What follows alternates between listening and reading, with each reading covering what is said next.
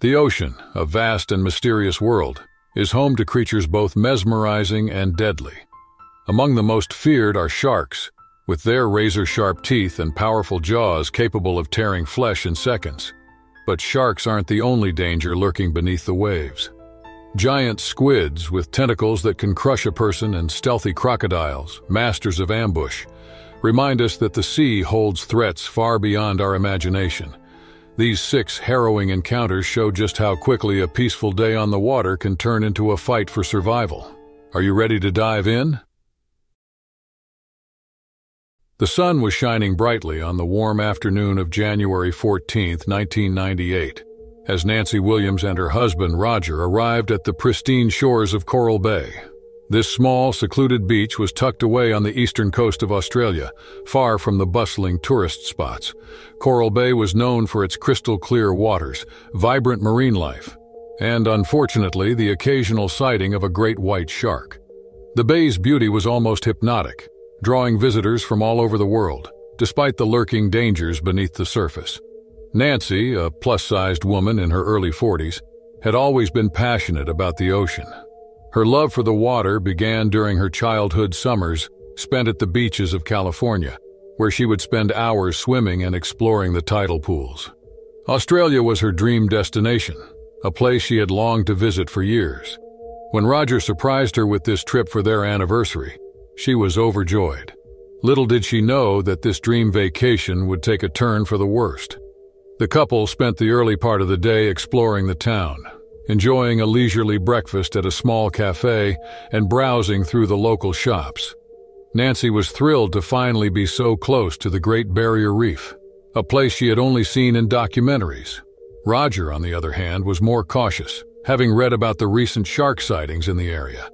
He couldn't shake the uneasy feeling that something might go wrong, but he didn't want to dampen Nancy's spirits. After lunch, they made their way to Coral Bay, the highlight of their trip. The beach was nearly empty, with only a few locals scattered along the shoreline. The clear blue water sparkled under the midday sun, and the gentle waves lapped at the sandy shore. It seemed like the perfect place to relax and unwind. As they settled on the beach, Nancy couldn't resist the call of the ocean. She quickly changed into her swimsuit and, with a wide smile, waded into the cool, inviting water. Roger stayed behind, setting up their towels and umbrella, his eyes never leaving her as she ventured further into the sea. The water was refreshing, a welcome relief from the heat of the day. Nancy floated on her back, gazing up at the cloudless sky, feeling completely at peace. She was unaware of the dangers that lurked in the deeper waters of the bay. Coral Bay was part of a region known for its rich marine life, including a large population of seals that often attracted predators like the great white shark. These powerful creatures, often reaching up to 20 feet in length, were known to patrol the waters off the Australian coast, particularly during the warmer months when their prey was most abundant. As Nancy drifted further from the shore, she unknowingly entered an area where the ocean floor dropped off sharply. It was in these deeper waters that great whites often hunted, using their keen sense of smell and ability to detect the slightest movement to track their prey. The bay, with its abundant seal population, was a prime hunting ground. Nancy, blissfully unaware of the danger she was in, continued to float and swim, losing track of time. The beach was quiet, with only the sound of the waves and the occasional call of a seabird breaking the silence. She was completely alone in the water, the nearest swimmer several hundred meters away. Meanwhile, beneath the surface, a large great white shark was gliding silently through the water. The predator, nearly 15 feet long, was on the hunt. Its dark, sleek body blended in with the depths of the ocean, making it nearly invisible from above. The shark had been tracking a group of seals earlier in the day, but now its attention was drawn to a new target, a large, unfamiliar shape moving through the water above. Nancy continued to swim, oblivious to the danger below. The shark, driven by instinct, began to close in on its prey. It was drawn by the vibrations in the water, the movements that mimicked those of a struggling seal. From below, Nancy's silhouette appeared to be just that, a large, vulnerable seal. The shark circled, assessing its target. In an instant, it decided to strike. With terrifying speed, the great white propelled itself upward, aiming for Nancy's midsection. The attack was sudden and brutal, the shark's powerful jaws clamping down on her lower body with incredible force. Nancy felt a sharp, crushing pain in her abdomen as the shark's teeth tore through her flesh. She barely had time to scream before she was yanked underwater, the force of the attack pulling her down with terrifying speed. The water around her turned red with blood as the shark thrashed violently, shaking her from side to side, trying to tear off large chunks of flesh. Panic set in as Nancy struggled to break free, her arms flailing desperately in the water. But the shark was too strong, too relentless. It dragged her deeper, the weight of its body pressing down on her as it continued to bite and thrash. Each time she tried to reach the surface, she was pulled back down, the water filling her lungs as she struggled to breathe. Roger, who had been watching from the shore, saw the commotion in the water and realized with horror what was happening. He shouted for help, but there was nothing he could do. The distance between him and Nancy was too great, and the power of the ocean too overwhelming. He could only watch in helpless despair as the shark continued its attack. The shark, driven by its primal instincts, was relentless. It bit down on Nancy's body again and again, tearing through flesh and bone with ease. Her body went limp as the pain became too much, and she slipped into unconsciousness. The shark sensed the lack of resistance and began to drag her deeper into the ocean, away from the shore and the safety of the shallows. As the shark pulled Nancy further out to sea, the water around her grew darker and colder. The once clear waters of Coral Bay were now a swirling mix of blood and sand, the scene of a horrifying and deadly encounter between man and nature. The shark, having satisfied its hunger, eventually released Nancy's lifeless body and disappeared into the depths, leaving only the remnants of the attack floating in the water. Nancy's body was never recovered.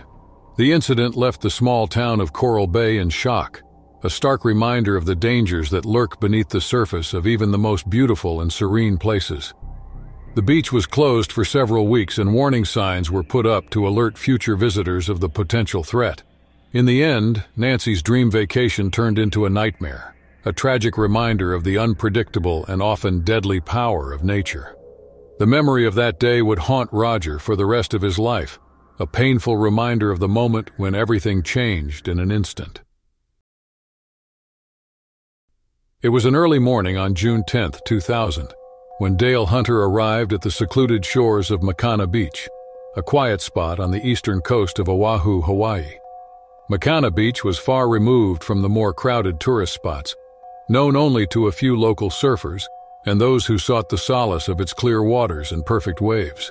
Lush green cliffs surrounded the beach, and the water was a vibrant blue, with waves that gently rolled onto the white sandy shore. It was the perfect place for a seasoned surfer like Dale to catch some early waves before the sun was fully up. Dale, a man in his late 30s, had been surfing for nearly 20 years. He knew the ocean well, its rhythms and its moods. Growing up in Hawaii, the sea had always been a second home to him. Over the years, he had encountered his fair share of marine life, schools of fish, playful dolphins, and even the occasional shark sighting. But nothing had ever given him a reason to fear the waters he loved so much. That morning, the beach was empty, save for Dale and a couple of other surfers scattered along the coast. The waves were just starting to build, promising a good session ahead. The air was crisp, the sky tinged with the soft pinks and oranges of dawn. Dale paddled out past the breakers, his surfboard cutting through the glassy water with ease.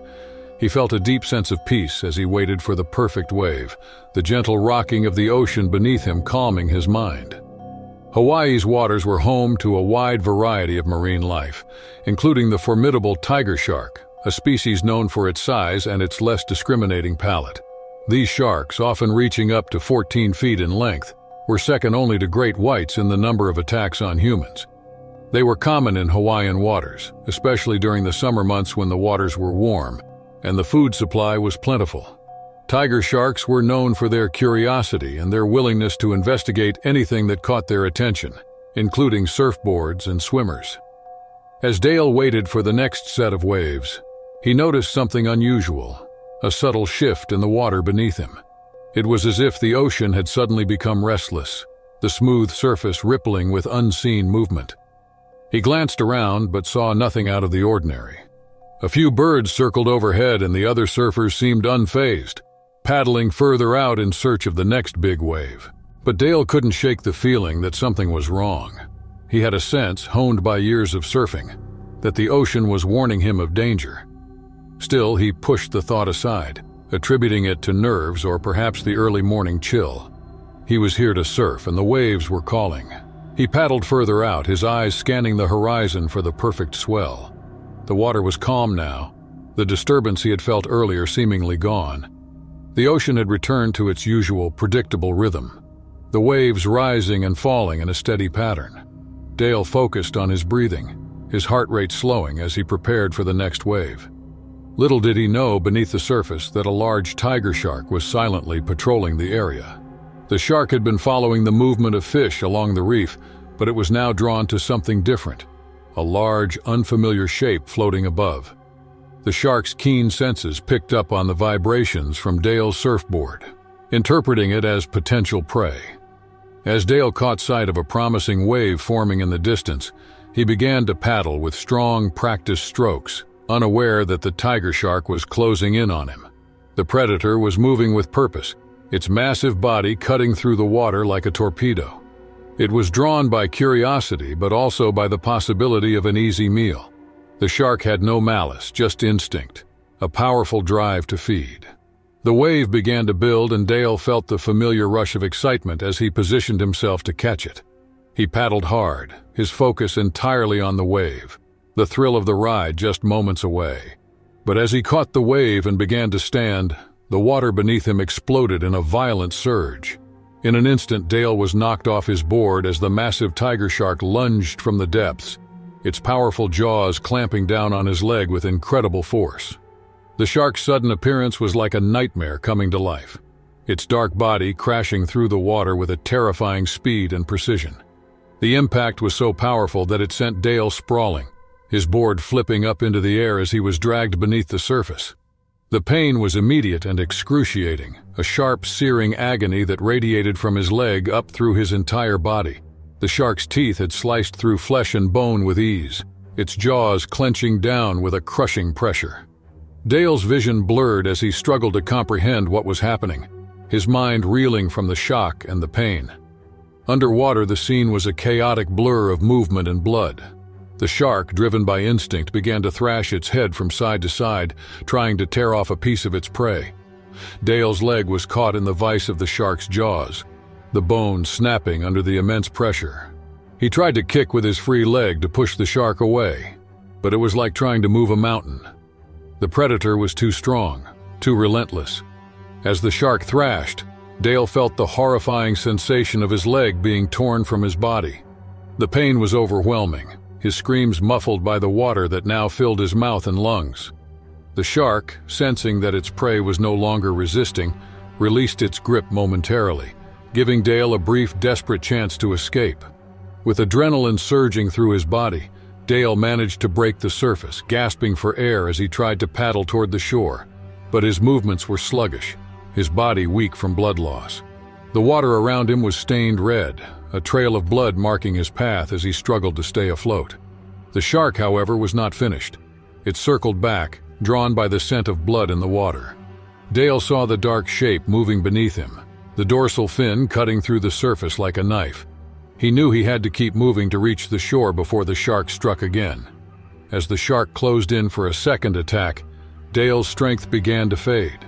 The loss of blood was making him dizzy, his vision darkening at the edges. But he couldn't stop, couldn't let the shark take him. He paddled with everything he had left, his arms burning with effort, the shore still agonizingly far away. In a moment of sheer luck, one of the other surfers nearby saw the commotion and paddled toward Dale. The surfer, realizing the gravity of the situation, grabbed Dale and began to pull him toward the shore. The shark, sensing the approach of another potential threat, hesitated. It circled once more before diving back into the depths, disappearing as quickly as it had appeared. Dale was barely conscious by the time they reached the shore. The sand beneath him was stained with blood as the surfer dragged him out of the water, his leg a mangled, bloody stump. The pain was still there, but it was distant now, dulled by the shock and the blood loss. The last thing he saw before passing out was the sky above, bright and clear as if nothing had happened. The attack was over, but the scars, both physical and mental, would remain. Dale's encounter with the tiger shark would forever change his relationship with the ocean, a reminder of the thin line between beauty and danger in the natural world. On a bright morning in May 2002, Paul Anders set out for what he thought would be another routine dive in the crystal-clear waters of Isla Bella, a small, secluded island off the coast of Honduras in the Caribbean Sea. Isla Bella was a diver's paradise, known for its vibrant coral reefs teeming with marine life. The island was far from the hustle and bustle of popular tourist spots, offering a more serene experience for those who sought to explore the underwater world. The water here was calm, warm, and inviting, a perfect day for diving. Paul, a seasoned diver in his mid-40s, had been diving for over 2 decades. He had traveled to many of the world's most renowned dive sites, always in search of new underwater adventures. Isla Bella was one of his favorite spots, a place he returned to year after year for its unmatched beauty and tranquility. On this particular day, Paul was accompanied by a small group of fellow divers, all eager to explore a reef they had heard so much about from local guides. After a light breakfast at the island's only resort, the group geared up and boarded a small boat that would take them to the dive site. The sun was just beginning to rise, casting a golden glow over the water as they sped across the sea. The mood on the boat was lighthearted and filled with anticipation. Paul was particularly excited, as the dive site they were headed to was known for its large population of groupers. One of them is the giant grouper, a species that could grow to over 500 pounds, and was known to be curious but generally docile. The boat reached the dive site, a sprawling coral reef that extended for miles beneath the surface. The group did a final check of their equipment before slipping into the water one by one. The moment Paul's head went under, he was transported to another world. The reef was alive with color and movement. Schools of fish darted in and out of the coral, and rays of sunlight filtered down through the water, illuminating the scene in a soft, otherworldly glow. As they descended deeper into the reef, the group spread out, each diver eager to explore a different part of the underwater landscape. Paul moved slowly, taking in the beauty around him, his eyes scanning for any signs of the giant grouper he had heard so much about.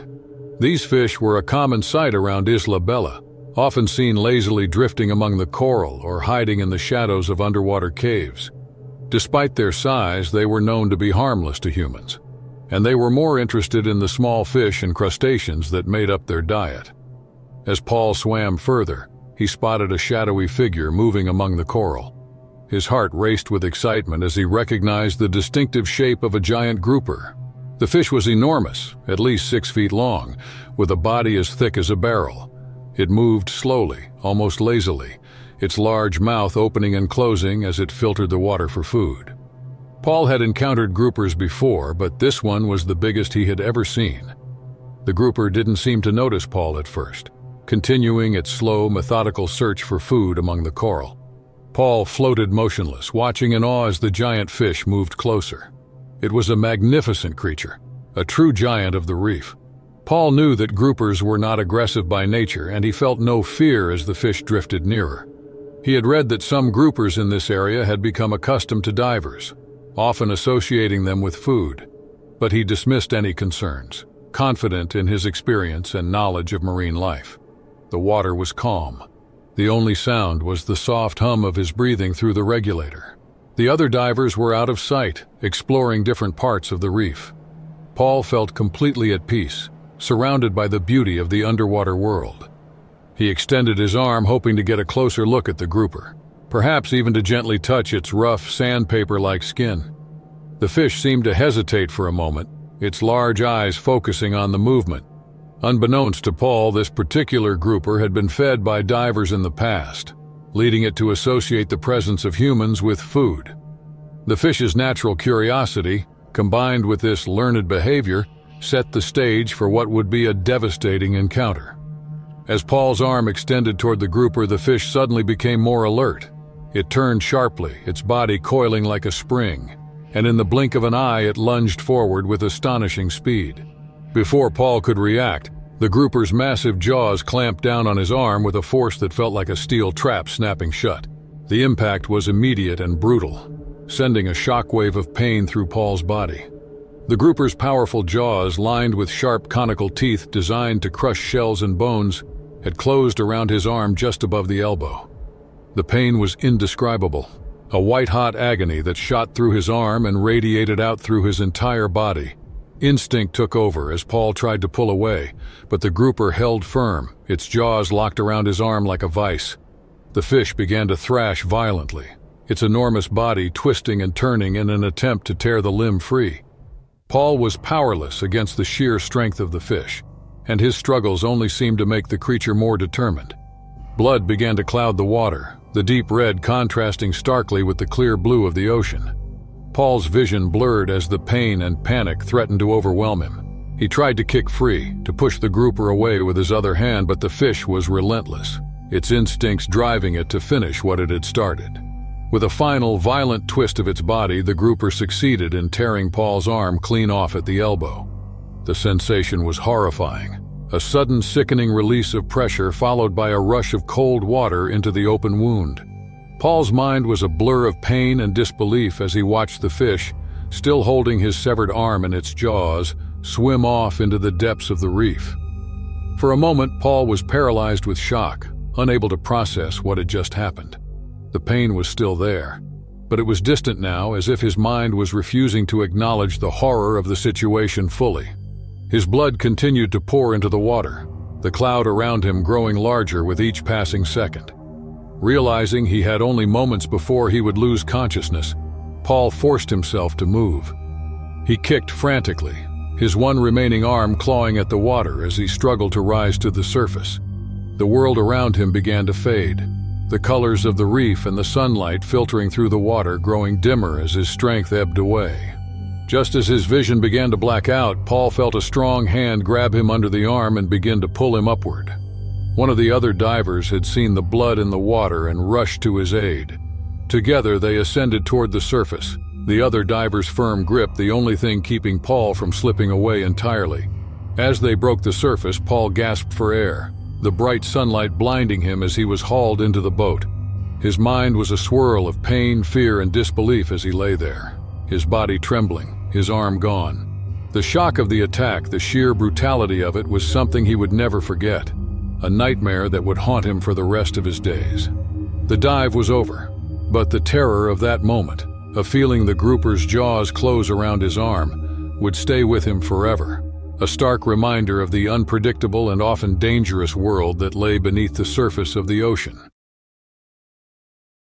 It was a sunny day on June 17, 2004, when 16-year-old Sarah Grayson and her family arrived at the picturesque shores of Sharm el-Sheikh, a popular tourist destination on the Red Sea coast of Egypt. The turquoise waters and vibrant coral reefs made it a paradise for snorkelers and divers alike. Sarah, a keen lover of marine life, was thrilled to explore the underwater world she had seen only in books and documentaries.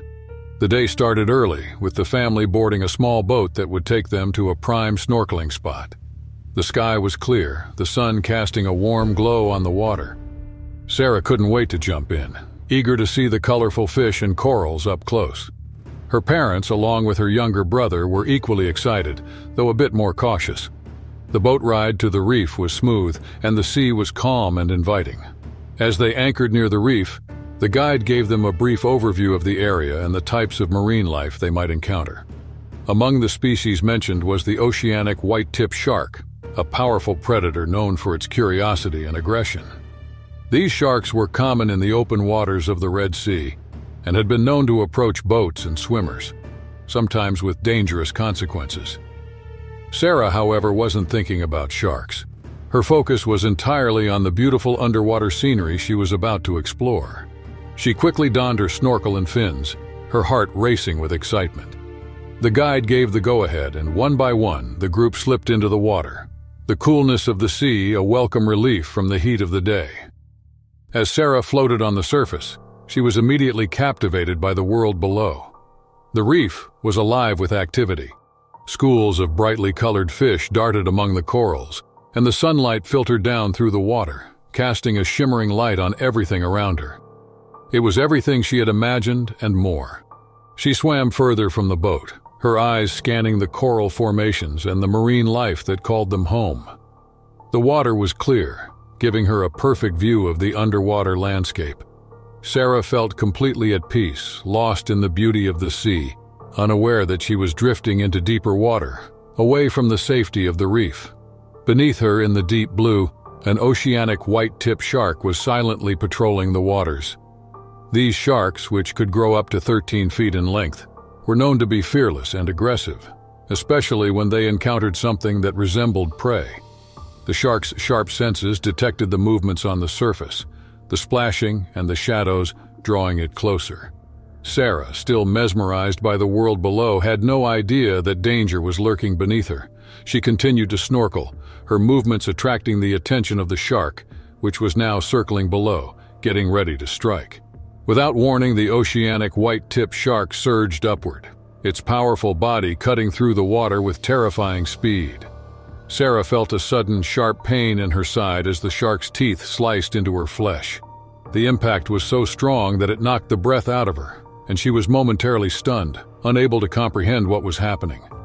The water around her turned red as the shark bit down harder, its jaws clamping onto her side with crushing force. The pain was intense, radiating through her body as she struggled to free herself from the predator's grip. Panic set in as she realized she was being attacked, but her mind was racing, desperate to find a way to survive. The shark, driven by its instincts, began to thrash its head from side to side, trying to tear off a piece of flesh. Sarah's vision blurred as the pain and fear threatened to overwhelm her. She kicked frantically, trying to push the shark away, but the animal was relentless, its powerful body making it impossible for her to break free. With a burst of adrenaline, Sarah managed to twist her body, dislodging the shark's grip. The predator, sensing the resistance, let go momentarily, only to circle back for another strike. Blood was streaming from the wound in her side, her strength fading as she struggled to stay afloat. Sarah's mind was focused on one thing: reaching the boat. She kicked her legs, her arms pulling her through the water with all the strength she had left. The shark was still circling, but the commotion had attracted the attention of her family, who were now frantically calling for her to swim back. Just as the shark made another pass, Sarah's hand reached out, grasping the side of the boat. She felt someone grab her arm, pulling her out of the water just as the shark lunged once more, its teeth snapping shut where her leg had been only moments before. She was pulled aboard, the pain in her side now dull as the adrenaline surged through her body. The shark, thwarted in its attack, swam off into the depths, leaving behind only the blood-stained water as a reminder of the narrow escape. On a cold morning in April 1997, the fishing vessel Sea Voyager set out from the small port of Kaikoura, New Zealand. The crew, led by Captain Owen Hughes, was an experienced group of men who had spent years fishing in the deep waters of the South Pacific. The day began like any other, with the crew preparing their gear, checking the weather and discussing the best spots to drop their nets. The sea was calm, the sky overcast, and the men were eager to bring in a big catch. As they ventured farther from the coast, the water grew darker, the depths below hiding a world of mystery. This part of the ocean was known for its rich marine life, including some of the largest squid species ever recorded. These creatures, rarely seen by human eyes, could grow to enormous sizes, with tentacles that stretched over 20 feet. The crew had heard stories of giant squids, but they dismissed them as fishermen's tales, the kind of legends that get passed around but never seen. The day passed slowly as the crew hauled in their nets, filled with fish but nothing out of the ordinary. As evening approached, Captain Hughes decided to make one last haul before heading back to port. The net was cast deep into the ocean, sinking far below where the light could reach. The crew waited, the winch slowly pulling the heavy load toward the surface. As the net neared the boat, the men noticed something unusual. The load was far heavier than anything they had caught before, straining the winch and causing the boat to list slightly. They assumed it was a particularly large catch, perhaps a school of fish or a massive shark tangled in the net. But as the net broke the surface, the crew's excitement turned to dread. Caught in the mesh was a giant squid, its long, sinewy tentacles wrapped around the net and thrashing wildly. The creature's body, a pale, ghostly white, glistened in the dim light as it fought to free itself. The men stared in disbelief, unsure of how to handle the monstrous creature. It was unlike anything they had ever seen. A creature of the deep, pulled from its dark world into the light. The crew quickly realized the danger they were in. The squid, agitated and desperate, began to lash out with its powerful tentacles, wrapping them around the net and the side of the boat. One of the fishermen, a young man named Liam Murphy, was closest to the creature. As he reached out to cut the net and release the squid, a thick, muscular arm shot out, wrapping around his torso with a grip like iron. Liam was yanked toward the edge of the boat, his feet slipping on the wet deck as he struggled to break free.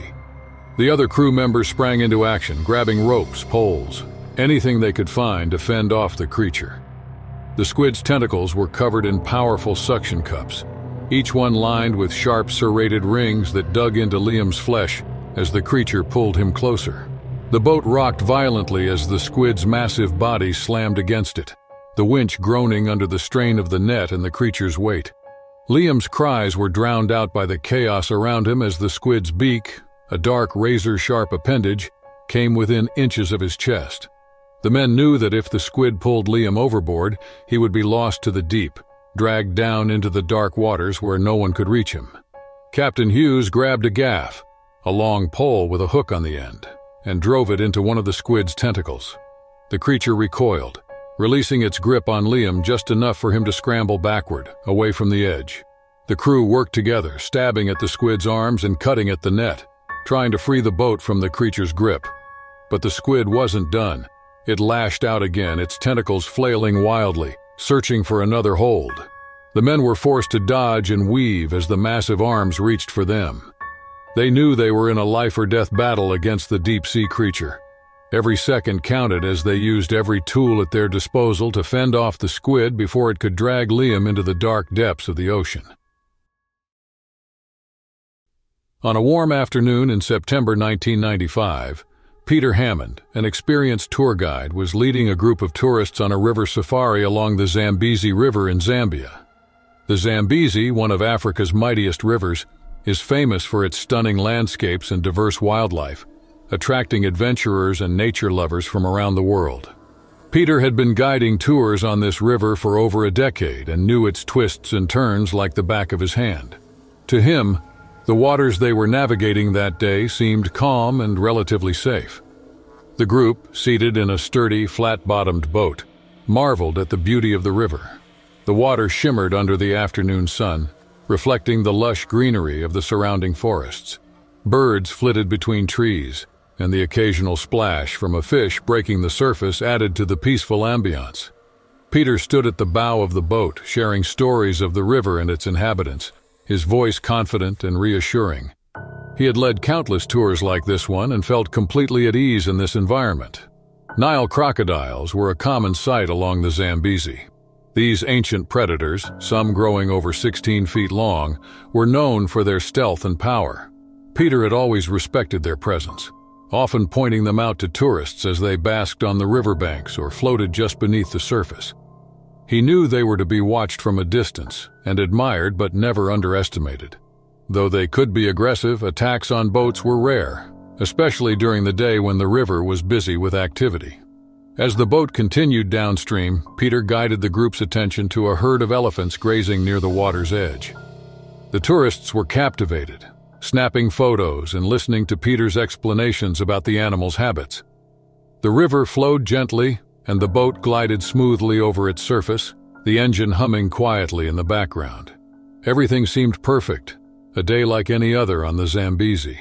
However, beneath the tranquil surface, danger was lurking. A large Nile crocodile, concealed in the murky water, had been watching the boat for some time. These creatures are known for their patience, often lying in wait for hours before striking.